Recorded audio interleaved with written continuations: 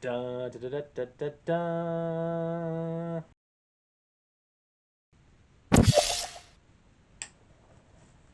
Greetings, fellow test subjects. Test subject 1337 here for Aperture Gaming. They make it. We test it. You play it. And now it's time to blow off some steam, as Aperture Gaming is proud to present a B.O.S. review. Yeah, this is the first new title I'm reviewing for the year 2025, because as I've said previously, I've had so many Steam titles backlogged, I keep like, it would make more sense to review those. But still, this title caught my attention because it was $5, and so they said, I was looking at this game and it reminded me a little bit of Dig Dug and a little bit of Minecraft, and you'll find out later on, but one of the elements reminded me a bit of the game No Man's Sky. So I thought I'd give it a shot. Now, before I played this game, I told one of my friends about it, and they're like, "Oh, isn't that the game that kind of has horror elements in it?" And I was like, "Huh?" So then I looked, and one of the tags, I didn't see it before, but yeah, horror is on there. And I was like, what are we talking about horror here? Are we talking like, are we talking Stephen King? Are we talking Rob Sterling? Or are we talking R.L. Stine? Well, this title caught my attention, and I hope it gets your attention too. So, let's get into the review, shall we? Series. The actual title for the standalone game is called A Game About Digging a Hole. Team. It was developed by Cyberwave, but it was published by Rockplay, Boutique, and Drillhounds. Plot. The game starts with you walking in your neighborhood when suddenly a notice is posted on the community board. There's a house for sale, and in the backyard is a treasure chest with $10,000 buried. If you can find the treasure chest, it is yours. After acquiring a special electronic shovel and a detector kit, you begin your quest to try to dig in your backyard and find the treasure chest, while having to uncover weird questions and other things in the dirt. Gameplay controls. The gameplay is pretty simple. It is a first-person game. As you start digging with your electronic shovel, you start uncovering materials in the ground, like a couple of rocks, maybe some coal, and some iron. You then take your finds back to your garage and sell it online. The money you can use it to replenish your health, your battery pack, and as you find more items, you can then upgrade your shovel, upgrade the battery capacity, upgrade how many items you hold at a time, and then you can start to get more interesting items like like you can purchase a jetpack for if your hole gets a little too deep, and if you need to be able to see or get through some tough spots, you can purchase lamps and dynamite. So yeah, everything is upgradable to a very certain point. And then as you dig deeper in the game, you'll find out why you need all these upgrades. Because you'll encounter more rare items like copper. Yeah, so you go from rocks to coal to iron to copper to silver to gold to platinum and even diamonds, all while in the quest to try to find the mysterious $10,000 treasure chest. Graphics. The graphics for this game, it's kind of like a illustration, more like a cartoon look. It's not going for hyper-realistic hyper-realism, but everything looks real, like the house looks alright, and the ground layout is pretty good.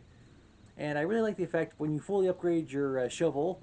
I like the effect of how the dirt is removed. It kind of reminds me of the terrain manipulator from No Man's Sky. Audio. The audio is, well, it gets the job done. It doesn't have like an overarching soundtrack. There is sound effects that are used and maybe small music cue here and there, like using the computer, upgrading your equipment, and then of course there's the sound of digging. But one of the things I really liked was how as you get further beneath the ground, the ambient sound of the birds tweeting and the wind blowing outside slowly fades away and is replaced by subterranean sound effects. So I do like the sound. It works with what it's given, and it works. Multiplayer. No, there was no multiplayer. DLC. No, there was no DLC, but I am hoping that we will get maybe some patch updates and hopefully get some DLC in the future. Issues. Okay, technically the only issue I encountered was as I was digging down, there's some rocks that you cannot use dynamite to get through, not even your drill or shovel or whatever you got. And in two areas, there were some diamonds that were stuck, so I couldn't get those out. Speaking of the diamonds, without spoiling anything, here's what. So about 3 hours into this game, I was like, I was starting to notice things, or I was also starting to notice a lack of things.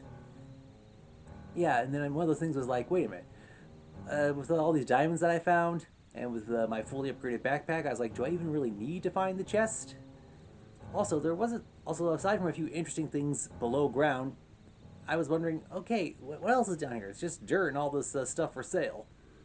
But fortunately, by that point, when I was starting to have these thoughts, that's when it got to the end. And that's when the horror tag kind of started to kick in. So, yeah, the game. So while there's nothing technically wrong with the game, it's short. But, well, we'll cover that in the next area. Buy, rent, or pass.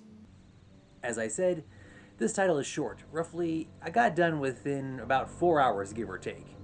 Now, one of the tagline selling points for this game is, for the price of a cup of coffee, you can play a game about digging a hole. So I kind of like that. It's not hyping itself up and saying, "Oh, this is the greatest quadruple A game ever." It knows its strengths, it knows its value, and in fact, the person who made this game, his name is Ben, and he was actually on his vacation when he came up with this idea. And in 14 days, 2 weeks, that is how long it took him to make the game about digging a hole. So while I wish there was a little more to the game, and while I mentioned I was hoping for DLC or a patch update, it's if you want to find a way to kill off an afternoon and only have to spend $5, so that's a pretty good price. So overall, I'm gonna say a game about digging a hole is a solid buy. Overall score. And that, my friends, is a game about digging a hole. Yeah, I mean, interesting title. It tells you what the game's about, what the objective is.